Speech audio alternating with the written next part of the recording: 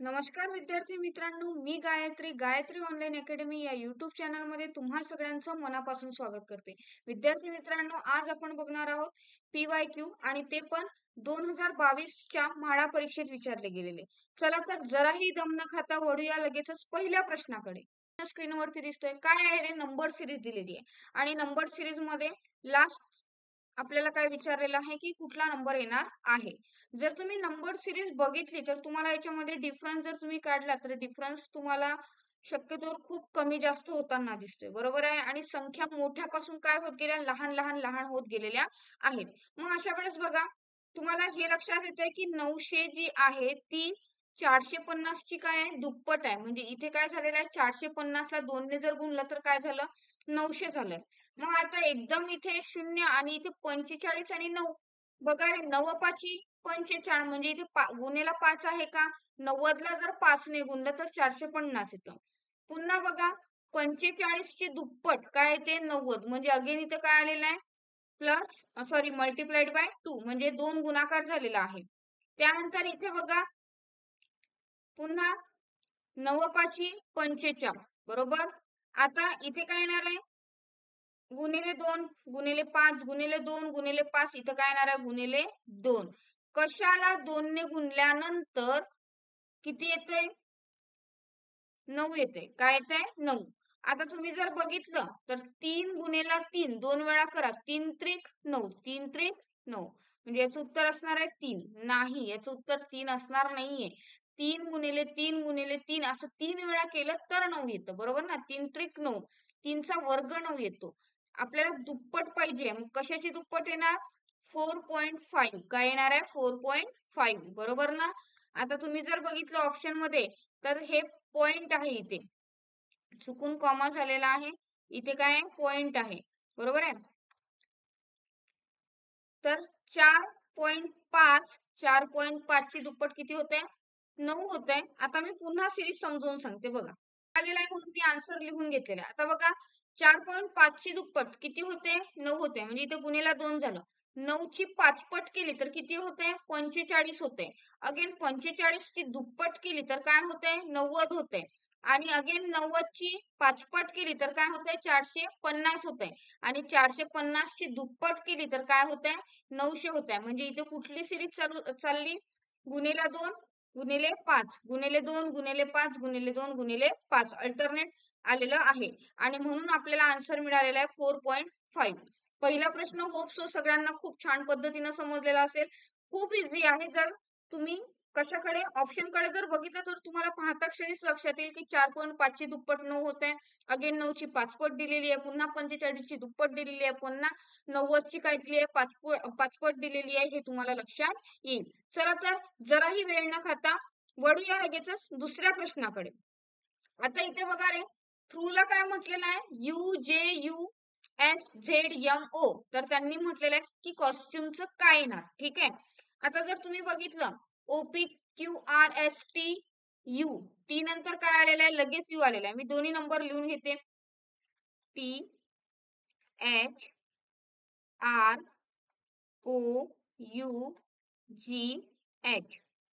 आता जर तुम्ही बघितलं STU, म्हणजे इथे काय झालेलं आहे, +1 झालेला आहे. टी नंतर लगेच आलेला आहे. H नंतर जे HIJ, इथे +2 झालेला आहे, बरोबर. OPQRST नंतर U, अगेन इथे काय झालेलं आहे, +3 झालेला आहे. 3 चा डिफरन्स आहे, U आलेला आहे, बरोबर. नंतर O, नंतर PQRS, म्हणजे किती आलेले आहे, +4. ही सिरीज बघा कंटिन्यू वाढत आहे. म्हणजे पहिले 1 न, नंतर 2 न, नंतर 3 न, नंतर 4 न, पुढचं काय येणार आहे, यू नंतर 5 च्या जर फरकानं बघितलं तुम्ही तर काय येतं, झेड येतो, बरोबर आहे. जी नंतर 6 च्या जर फरकानं बघितलं तुम्ही, जी HIJKLM, बरोबर आहे. 6 च्या डिफरन्स वर तुम्हाला काय दिसतोय, यम दिसतोय, म्हणजे इथं काय आला, यम. नंतर इथं 7, HIJKLMNO, बरोबर आहे. म्हणजे +7 केलं तर काय येत आहे, ओ येत आहे. मग ह्या सेम रूल आपल्याला कोणासाठी लावायचा आहे, कॉस्ट्युम साठी लावायचा आहे. चला, COS STUME. ठीक आहे, ऑप्शन कडे आपण गेलोच नाही, आपण डिरेक्टली करतोय. सी नंतर लगेच काय तर 1 च्या डिफरन्सने ABCD, बरोबर आहे. पहिला आला D, नंतर 2 च्या डिफरन्सने O, नंतर OPQ, क्यू येणार बघा. DQ किती ऑप्शन मध्ये आहे? सगळ्याच ऑप्शन मध्ये आहे. पुढचं काढायचं आहे. नंतर 3 चा पाहिजे STUV, बरोबर आहे. व्ही हवाय आपल्याला. व्ही 2 ऑप्शन मध्ये आहे, या ऑप्शन मध्ये आहे आणि या ऑप्शन मध्ये आहे. पुढचं काढायचंच आहे. STUV, नंतर T, नंतर STUVWX. काय पाहिजे? X पाहिजे. सेम अगेन दोन्ही ऑप्शन मध्ये X आहे, काढायचंच आहे. U नंतर काय येतो? Z येतो, हे सगळ्यांना माहिती आहे 5 च्या डिफरन्सने, बरोबर. मग इथे Z आलेला आहे, इथे Z आलेला आहे. M नंतर इथे पण यस आहे, इथे पण यस आहे, म्हणजे काढण्याची गरज नाही, डिरेक्टली यस लिहू शकता. कोणाबद्दल बोलते मी? ह्या दोघांबद्दल बोलते. ठीक आहे, हे दोन ऑप्शन का बरं बाद झाले? कारण इथे वाय आहे आणि इथे डब्ल्यू आहे. आपल्याला व्ही हवा आहे, बरोबर आहे. व्ही 2 ऑप्शन मध्ये दिसलेले आहे. पुढचे पूर्ण सिरीज सारखी. आता शेवटचं काढायचंय आपल्याला. शेवट काय पाहिजे? 7व्या नंबरवर. कशापासून? ई पासून. ABCD E, FGHIJKL. काय येणार आहे? यल येणार आहे. म्हणजे आपलं ऑप्शन कोणतं आहे करेक्ट? सेकंड नंबरचं ऑप्शन एकदम करेक्ट आहे. समजलंय सगळ्यांना? एकदम इझी प्रश्न होता. तुम्हाला अक्षर दिलेली आहेत, त्या अक्षरानंतर पुढचं त्याला संगत दिलेलं आहे. तर कॉस्ट्युम साठी तुम्हाला सेम ग्रुप शोधायचा आहे, बरोबर आहे ना. मग कसं काढलं ते पण सांगितलं, की दोघांमध्ये काय करायचंय तुम्हाला? टॅली करायचंय की किती येत आहे, कशाच्या डिफरन्सने कुठलं लेटर घेतलेलं आहे. मग सेम फंडा कॉस्ट्युम साठी वापरला, बरोबर. हा पण प्रश्न खूप छान आहे आणि सगळे प्रश्न म्हाडा परीक्षेला विचारलेले आहेत. आणि जेवढ्या पण आता सरळ भरती झाल्या, सरळ सेवा भरती झाल्या, तुम्ही जर त्या सगळ्याचे प्रश्न PYQ जर चालले असेल तर तुम्हाला ही गोष्ट लक्षात येईल की जास्तीत जास्त भर जो आहे तो आहे रिझनिंग वर, बरोबर आहे. ठीक आहे, आणि मॅथ्स पण विचारलेला आहे असं नाहीये, पण बुद्धिमत्तेवर जरा जास्त भर दिलेला आहे, म्हणून बुद्धिमत्तेकडे दुर्लक्ष करून चालणार नाही. आणि TCS असो, IBPS असो, यांना एक लटक येते. एखाद्या पेपर मध्ये कंटिन्युअसली काय विचारतात? सगळं बुद्धिमत्ता विचारतात. आणि एखाद्या पेपर मध्ये टफली एकदम काय विचारलं जातं? अंकगणित विचारल्या जातं. त्याच्यामुळे आपल्याला दोन्ही गोष्टी सोडता कामा नाही. चला तर वळूया लगेचच नेक्स्ट क्वेश्चन कडे. नेक्स्ट क्वेश्चन तुम्हाला दिसतोय ब्लड रिलेशन वरचा, बरोबर आहे. बरेच लोक ब्लड रिलेशनचे क्वेश्चन स्वतःला रिलेट करून सॉल्व्ह करतात. ठीक आहे, ही सवय मला पण होती. ठीक आहे, अशावरून पण एकदम ऍक्युरेट आन्सर तुम्हाला मिळतं. पण बघा, दिनेशचे वडील, ठीक आहे, हा झाला दिनेश. हा कोण झाला? दिनेश. आणि दिनेशचे कोण? वडील, बरोबर आहे. यांनी काय केलं? एका व्यक्तीकडे बोट दाखवत म्हटलं, आपण हा एक एक्स पर्सन आहे, या व्यक्तीकडे बोट दाखवत म्हटलं, ती माझ्या आईच्या, ती माझ्या आईच्या, म्हणजे कोणाच्या आईच्या रे? दिनेशच्या आईच्या. बघा, दिनेशच्या आईच्या एकुलत्या एका भावंडाची बहीण आहे. म्हणजे दिनेशची ती कोण असणार? असा प्रश्न विचारलेला आहे ना. मग बघा, वडिलांच्या आईच्या भावंडाची बहीण. आता मला तुम्ही सांगा, तुमच्या आईच्या भावंडाची बहीण म्हणजे कोण झाली? तुमची मावशी वगैरे झाली ना.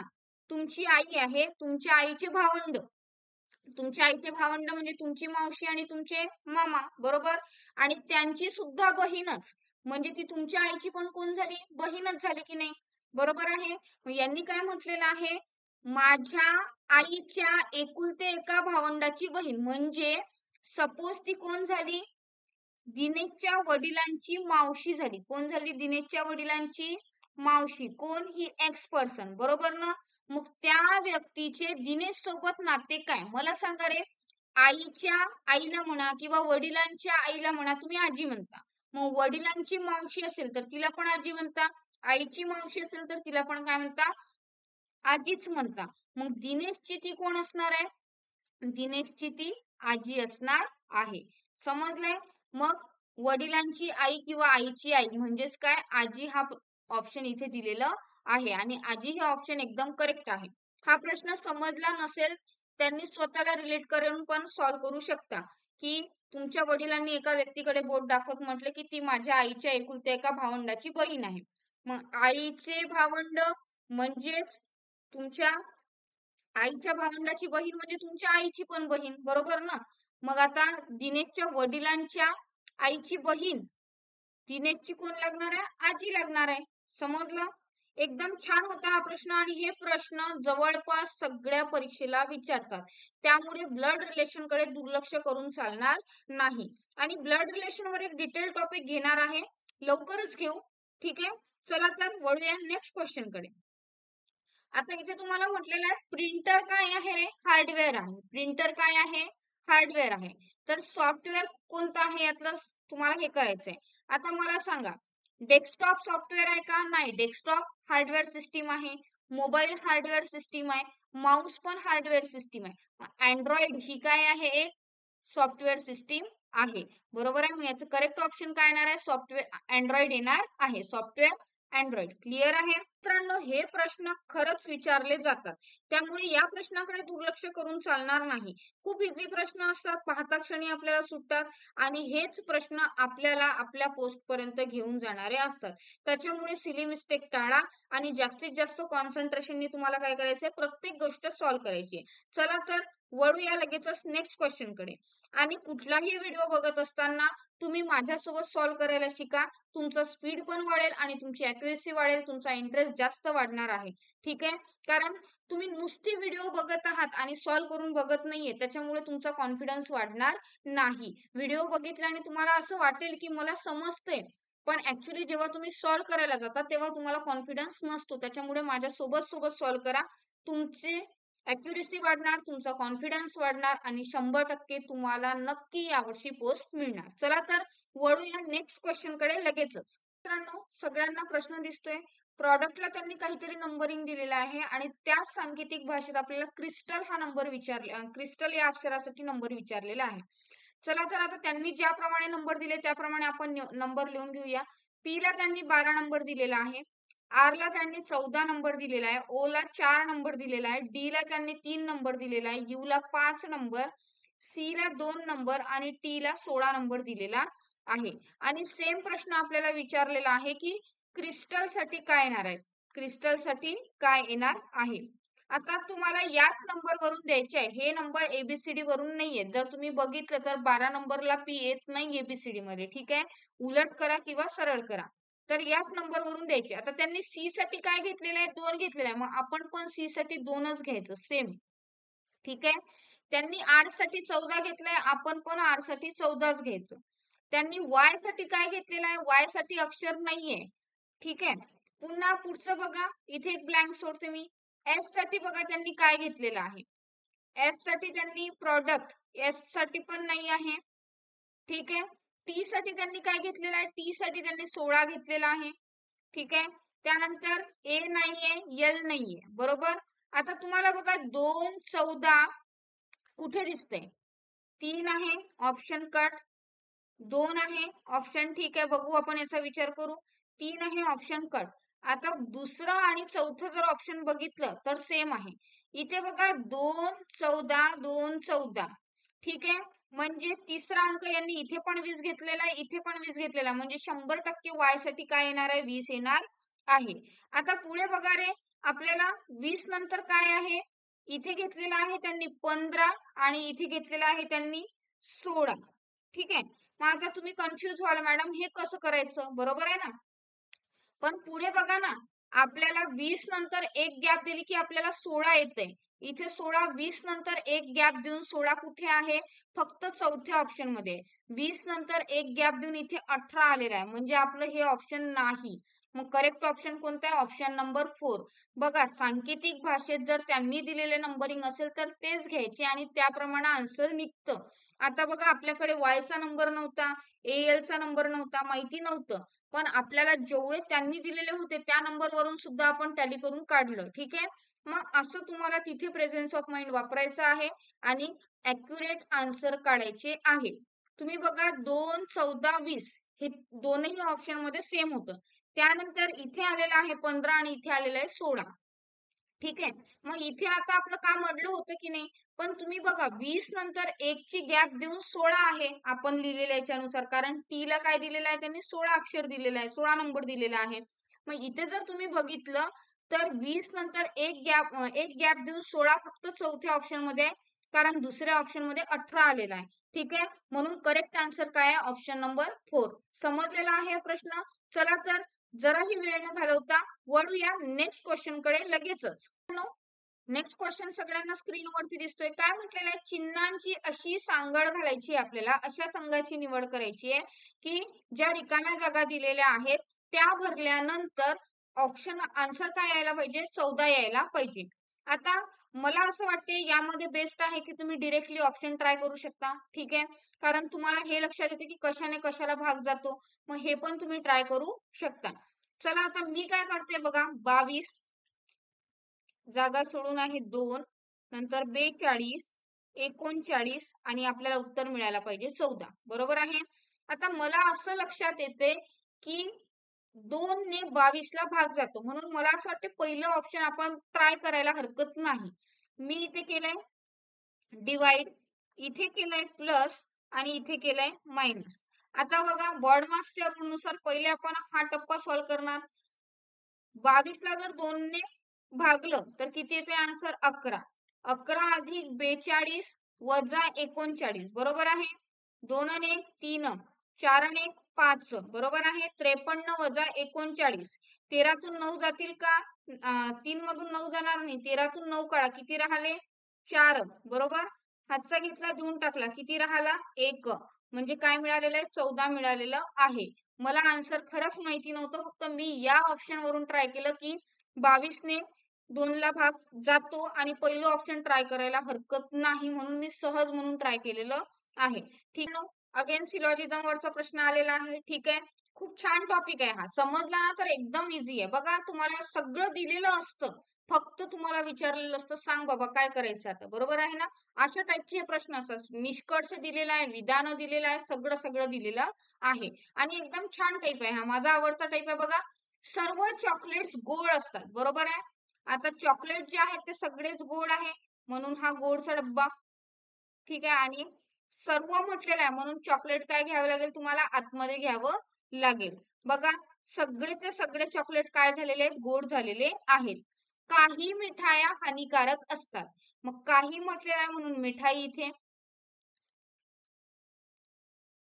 आणि काही म्हटलेलं आहे म्हणून आपण एवढा पार्ट घेऊया. हा झाला खालचा पार्ट हानिकारकचा. ठीक आहे. आता या डायग्राम तर तुम्हाला समजलेला आहे बेसिक कशा काढल्या. आता तुम्हाला विचारलेलं आहे की निष्कर्ष कुठलं अनुसरण करते. काही चॉकलेट्स हानिकारक असतात. बघा रे, चॉकलेटचा बॉक्स आणि हानिकारकचा बॉक्स काहीही संबंध नाही. म्हणजे पहिलं विधान तर अनुसरण करतच नाहीये. करते का? नाही. काहीच लॉजिकच नाही ना. बघा ना, चॉकलेट एकदम सेपरेट आहे, हानिकारक एकदम सेपरेट आहे. सर्व हानिकारक चॉकलेट असतात हे तर नाहीच नाही, कारण सर्व हानिकारक चॉकलेट कुठे? काही मिठाया हानिकारक आहेत. सर्व चॉकलेटचा आणि हानिकारकचा संबंधच नाही. मग ऑप्शन एक काय दिलेला आहे? फक्त 2 अनुसरण करते नाही. एक तर 1 किंवा 2 अनुसरण करतो, हे पण नाही. म्हणजे हे पण रॉंग आहे, हे पण रॉंग आहे. फक्त 1 अनुसरण करतो, एक तर मुळीच करत नाही. मग ऑप्शन 1 किंवा 2 यापैकी एकही अनुसरण करत नाही. ऑप्शन काय आहे याचं? 4 ऑप्शन हे एकदम करेक्ट ऑप्शन आहे. समजलंय? एकदम गोड प्रश्न होता. चॉकलेट सारखाच गोड प्रश्न होता आणि खूप छान पद्धतीने समजलेला आहे. एकदम इझी होता. काहीच नाही. 2 डायग्राम काढायचे आहे आणि त्या डायग्राम वरून तुम्हाला संबंध प्रस्थापित करायचा आहे. चला तर विद्यार्थी मित्रांनो, आपले प्रश्न आजचे संपलेले आहेत. व्हिडिओ कसा वाटला हे मला कमेंट बॉक्स मध्ये नक्की सांगा. व्हिडिओ आवडल्यास लाईक करा, सबस्क्राईब करा आणि शेअर करायला विसरू नका. आणि भेटूया नेक्स्ट व्हिडिओ मध्ये एकदम छान कंटेंट सोबत. तोपर्यंत तुम्ही तुमचा अभ्यास खूप छान पद्धतीने करत राहा. तुमच्या अभ्यासासाठी मनापासून बेस्ट लक. चला तर बाय, भेटूया नेक्स्ट व्हिडिओ मध्ये.